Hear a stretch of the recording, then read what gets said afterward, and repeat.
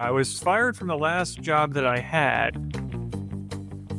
I thought my job was to act in a fiduciary capacity. Turns out that could get you in a little bit of trouble. Brokers make more money when the employer's healthcare costs go up, not down. It would have violated my integrity and belief systems at a very deep level. When I was told, you're being too hard on this health insurer, they pay us our largest bonus each year, that's when the light bulb went off. I shattered my ankle. Emily's pregnant with our first child. There is no plan B. Either we're going to fix it in an orderly fashion, or we're going to have even bigger political problems than we have today.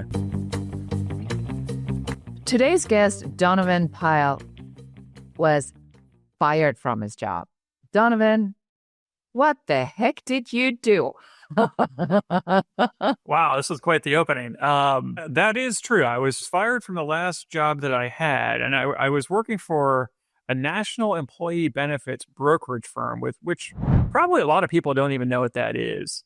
But yes, I was basically fired for advocating on behalf of our customers. I thought my job was to act in a fiduciary capacity to them and serve them in that way. Turns out that could get you in a little bit of trouble because of the financial incentives that are completely misaligned with businesses.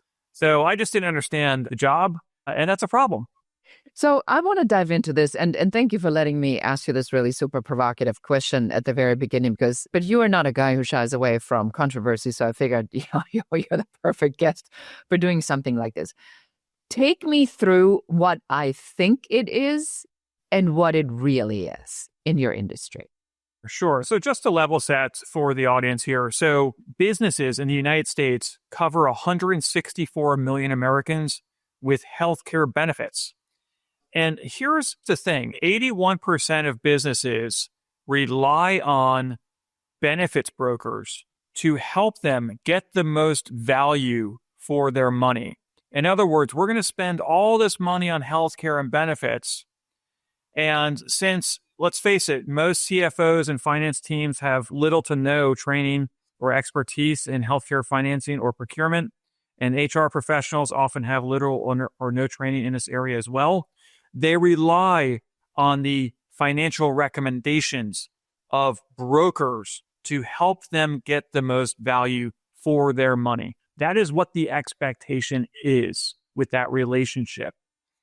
However, I think a lot of business owners, executives, CFOs have forgotten or never knew the history of the industry.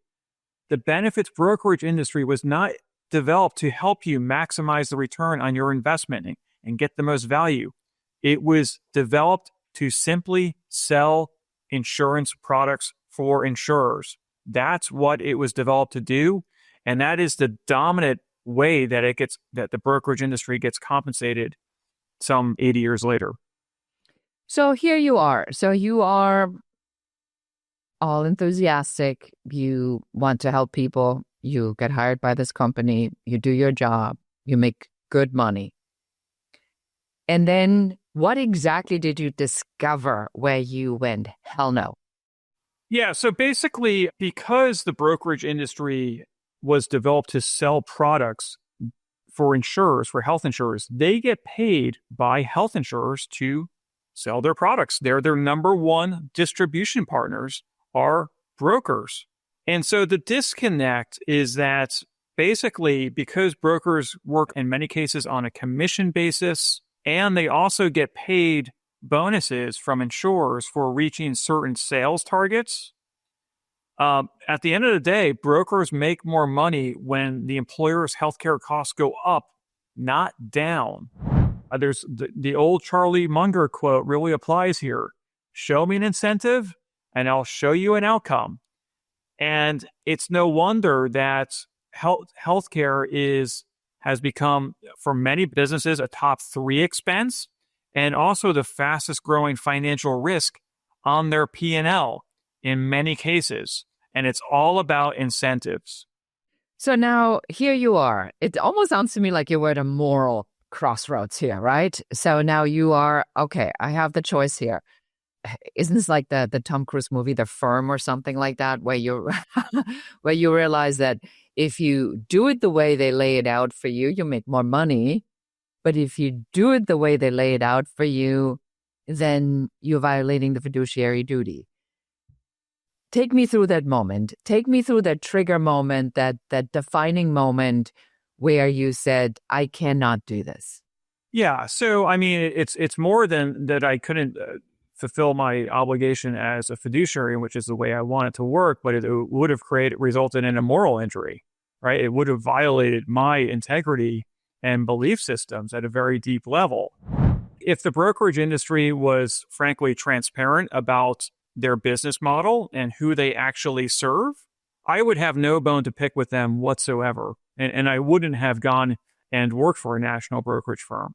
But because they're not transparent about it, they, in many cases, hide these backdoor revenue streams paid by insurers and pharmacy benefit managers. From my perspective, they're committing fraud. When I was told during my termination that, hey, you're being too hard on this health insurer, and by the way, they pay us our largest bonus each year, we don't like what you're doing, that's when the light bulb went off for me. And I said, you know what? I've been reading and talking to people who have been really developing a different revenue model so that they can serve employers in a fiduciary capacity and give them unbiased advice. They can financially align their revenue model, their compensation to align with the employer's objectives. I said, you know what? I want to move in that direction too. And honestly, the company that fired me, they let me keep a new customer that I just brought on like 2 weeks before that. And they let me keep that one client because the CEO of that 150 life business happened to be my uncle. And so there was a couple motivations for starting a fiduciary-based management consulting firm in 2018. And so one of them was that I really wanted to challenge the brokerage industry and show employers, hey, here's a different way of getting unbiased advice that will help you achieve your objectives. And then two, I really needed to save face with my uncle and help them. And the years following my termination, I built them a bespoke health plan, which saved their company over $3,000 per employee that year and got them way better benefits. They parlayed that and actually exited at a nice multiple the year after. So it worked out really well for them. And it was a great case study right out of the gate. But yeah, it was an extremely challenging time. And there were some personal things going on at the same time. Yeah, well, let's talk about that because you make it sound like it was just a moral dilemma. It was not just a moral dilemma. You had a whole lot of other stuff going on. Donovan, we talk about in the show that the intersection of spirituality and strategy really means that when you walk away from doing the wrong thing, when you're stepping into doing the right thing, it's not exactly like people handing you bonuses and roses and take good care of you, but you are often in a complete breakdown before you get the breakthrough, before you get through the breakout. And I want to stay on that. So what was going on in your life? Because you had, and I'm going to say this very clear, you had a bunch of oh shit moments in that scenario. Yeah, for sure. So let me just back up a little bit more. Before I joined the brokerage side of the business, benefits brokers were actually my customers. I worked for a multinational insurance company, great company, and benefits brokers were our customers. We sold our products through benefits brokers who sold them to employers. I'd be going to these open enrollment meetings with the broker, and too often the executives were getting pissed off. The employees were pissed off. And these open enrollment meetings were so sad because the employers' healthcare costs were going up. They were watering down the coverage. They were shifting costs to the employees, yada, yada, yada. People were mad. I live in Orlando, Florida, where we're very lucky to have a pioneer in this area by the name of Harris Rosen, who bootstrapped Rosen Hotels in 1974. And in 1991, developed what would become RosenCare. He actually pioneered his own ways of financing and procuring healthcare for his employees at his hotels. Since then, over the next 30 years, he saved his company over $500 million on healthcare. Not only that, but he did it by providing a superior plan to his employees, and so much so that his turnover rates were a fraction of what his competitors are in the hospitality industry. And he was able to do all kinds of great philanthropic work and in our communities. He's actually he unfortunately passed last year during the writing of my book, but he's more well known for his philanthropic work than anything else. And so you just think about the legacy that Harris Rosen left, because he figured out how to stop wasting and overpaying for healthcare for his employees. So fast forward, I was very inspired by his work, and I kept on wondering, why don't more brokers at least recommend some of the strategies and solutions that Mr. Rosen had pioneered 30 years prior to that?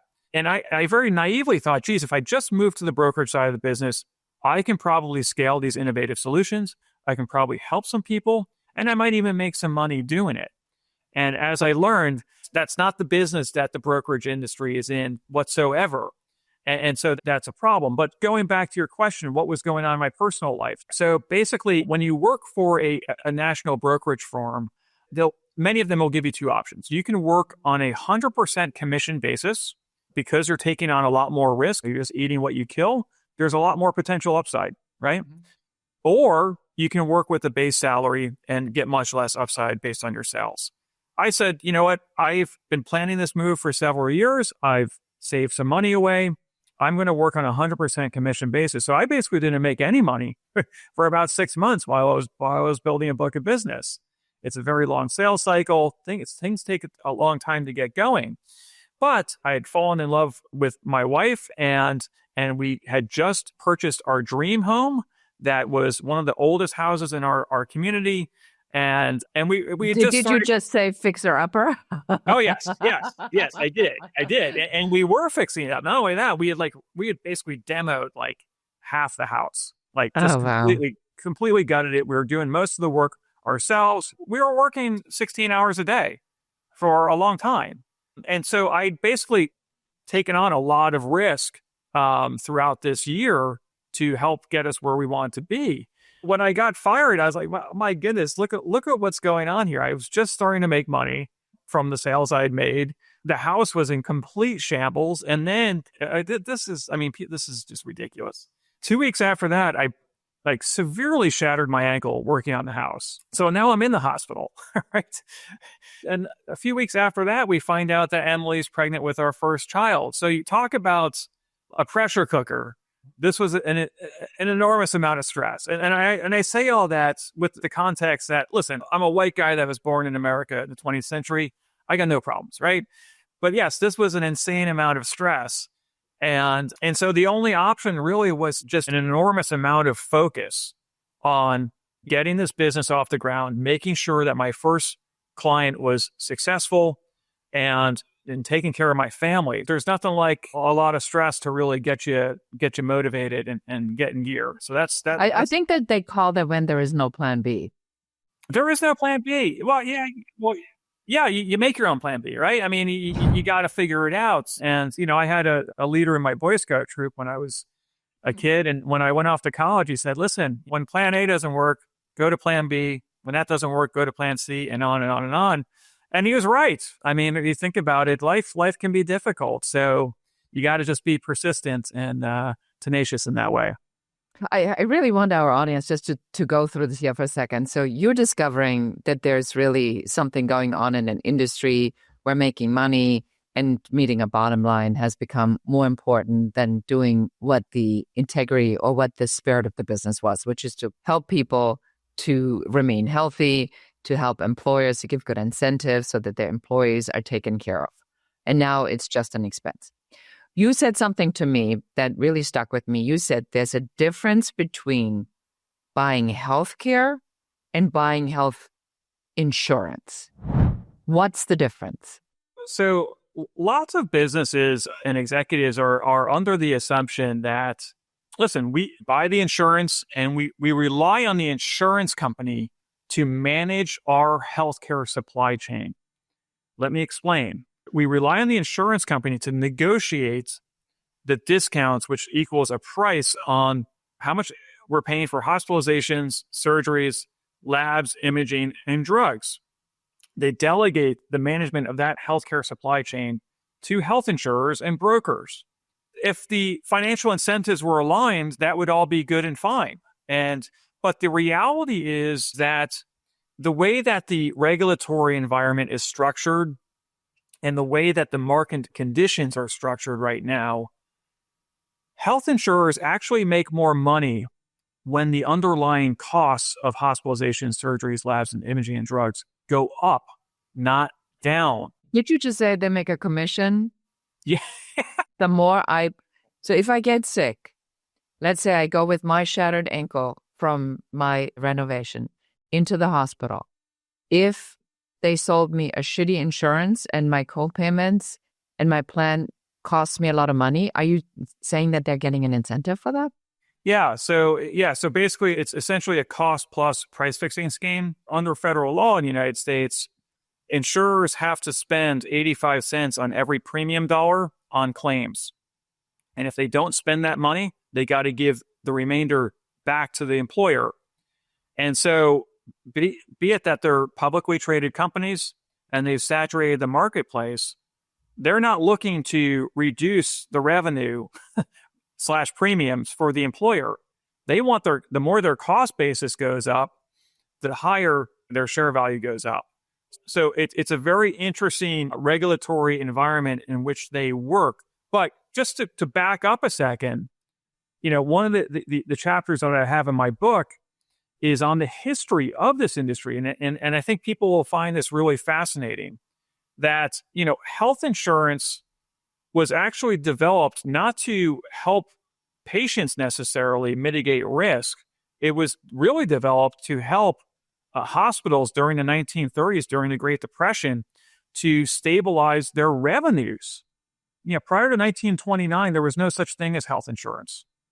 And so I detailed... People got sick, they went to the hospital, they couldn't afford it. Back in the 1900s, if you ever watched the great, I think it's an HBO special called The Nick, about a hospital in Lower Manhattan in the year 1900, they couldn't really cure people, right? I mean, their saying was, their mantra was to keep people comfortable, etc. To keep people comfortable always, to cure seldom. I mean, it was something along those lines, just acknowledging that, like, listen, we're really not capable of helping a lot of these people. We can keep them comfortable, but we're not going to cure most of these people. We just don't know how.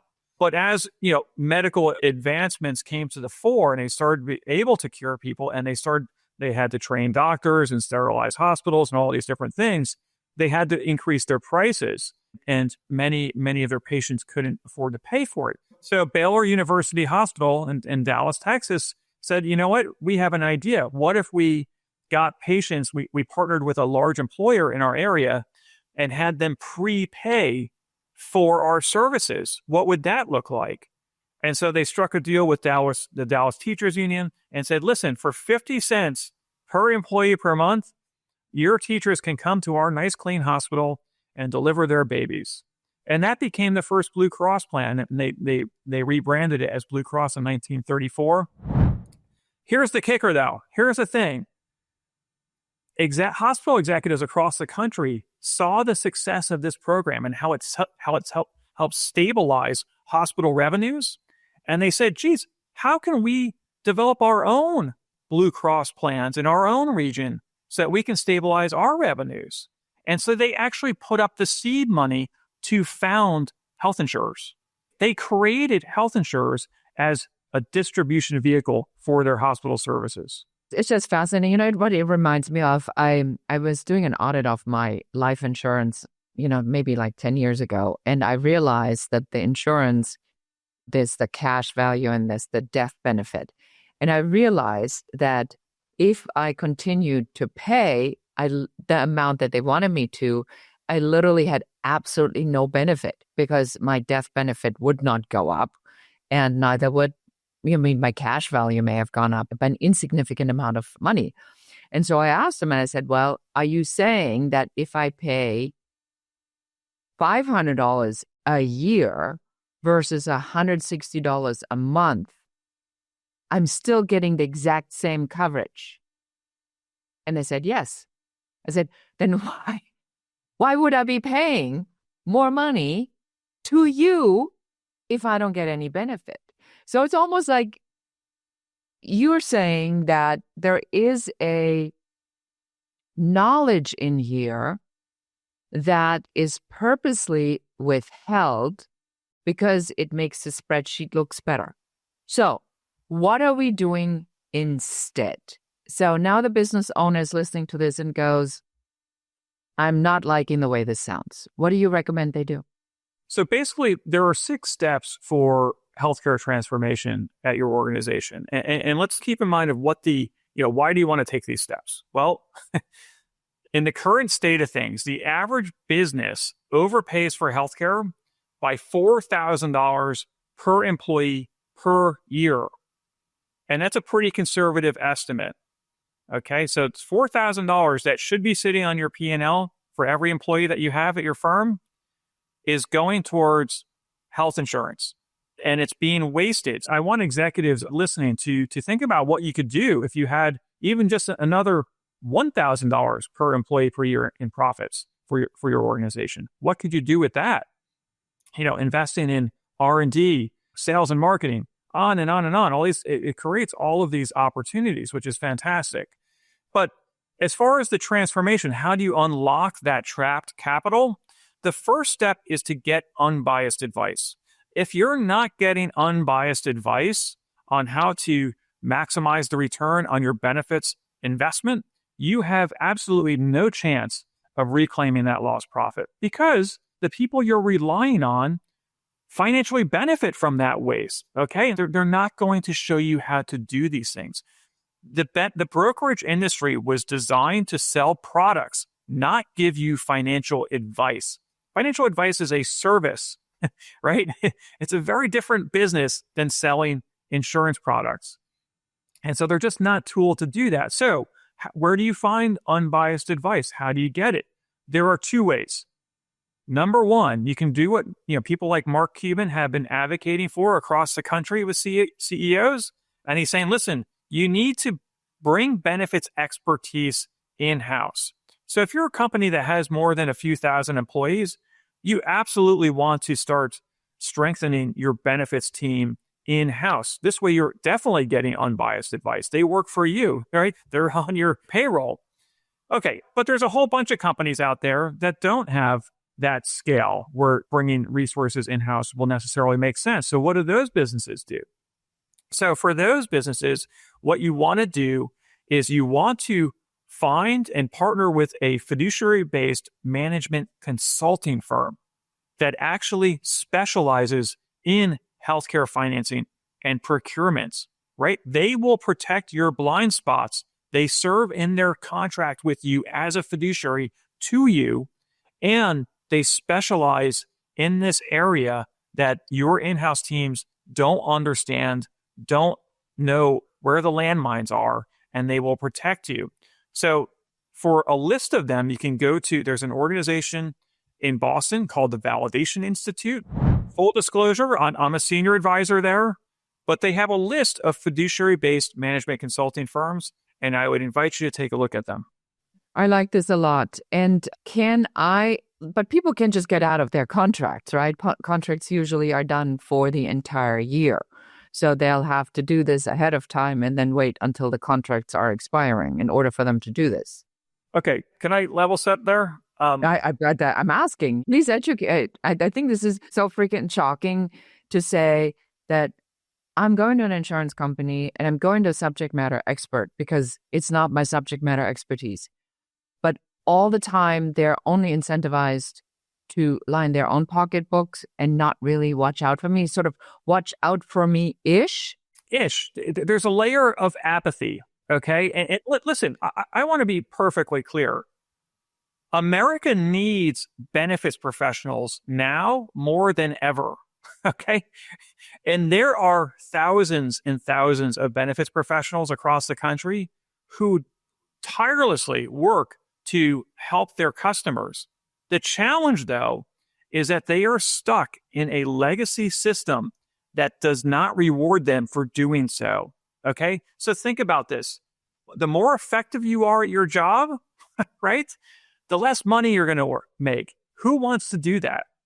Nobody. Nobody wants to do that. So what I'm trying to do with my work here, as far as the industry goes, is to shine a light on and say, listen, here is a path forward to evolve so that you can actually be rewarded for doing the right things and helping your customers and giving them what they need. Don't get penalized for helping your customers. Nobody wants to work in that environment, especially with the younger generation. They don't want that. They want a mission. They are mission-driven people. If we look deep down inside, we want a purpose and we want a mission. So I just want to put that caveat out there. Well, it sounds like what you're saying is if you came to me and I have, let's say, 20, 30 employees, and you're telling me that you're saving me on average $20,000, $30,000, $40,000 a year and I'm getting better benefits, and when they have babies and they're being better taken care of, why would I not want to pay you an incentive for that? 100%. I mean, if there are any marketing companies listening, and you want to, Hello? you want to work on you want to work on a performance. Hello, are you here? Yes, are you listening? I will give you my email address and let's schedule a meeting right now. If you want to work on a performance basis, let's do it. Let's go. I'm all ears. And yeah, I mean, it's just, that's how powerful incentives are. So yes, I mean, but so here's the thing. I want to go back to your previous comments about the timing of when you can switch benefits firms, when you can switch from a broker to a management consulting firm. Here's an analogy that kind of describes the role. And that is that, your broker or your management consulting firm, they are your navigator on the ship.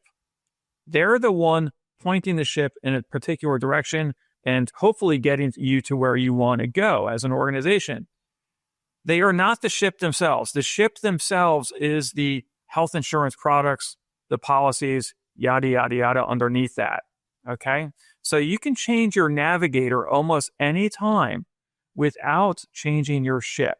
Okay? The only exception to that rule that I would say is that you don't want to change your navigators right before your renewal date.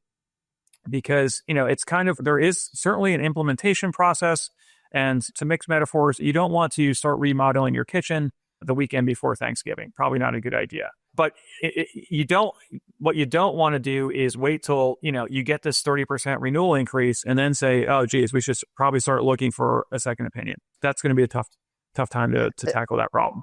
Thank you for that. And so for somebody who now goes, I really cannot do this by myself, why don't I talk to Donovan? Where do we send him, Donovan? What help do you have for us? Sure. So you can go to fixinghealthcare.com, and we're building out a bunch of resources there. And just reach out and, grab an executive summary of my book, which is coming out mid-November, and happy to have a conversation. And I really appreciate you coming on the show and sharing some of this information. It's been a lot of fun. Thanks so much. Yeah, I think this really good information. This information does need to be out there, and I'll be more than happy to help you in any way I can, because this is not right, what's being done. Agreed. It's not only not right, it's not sustainable either. So either we're going to fix it in an orderly fashion, or we're going to have, even bigger political problems than we have today. 100%. Thank you so much for being on the show, and that is it for us for today. Thank you. And thank you, everybody, for listening. If you like this show, please share this episode with somebody who needs to hear what we talked about today. And I see you again next time. And goodbye. That's it for this episode of the Business Growth Architect Show, Founders of the Future. If you're done playing small and ready to build the future on your terms, subscribe, share, and help us reach more trailblazers like you. And if you're serious about creating, growing, and scaling a business that's aligned with who you are, schedule your Uncovery session at uncoverysession.com. Lead with vision. Move with purpose. Create your future.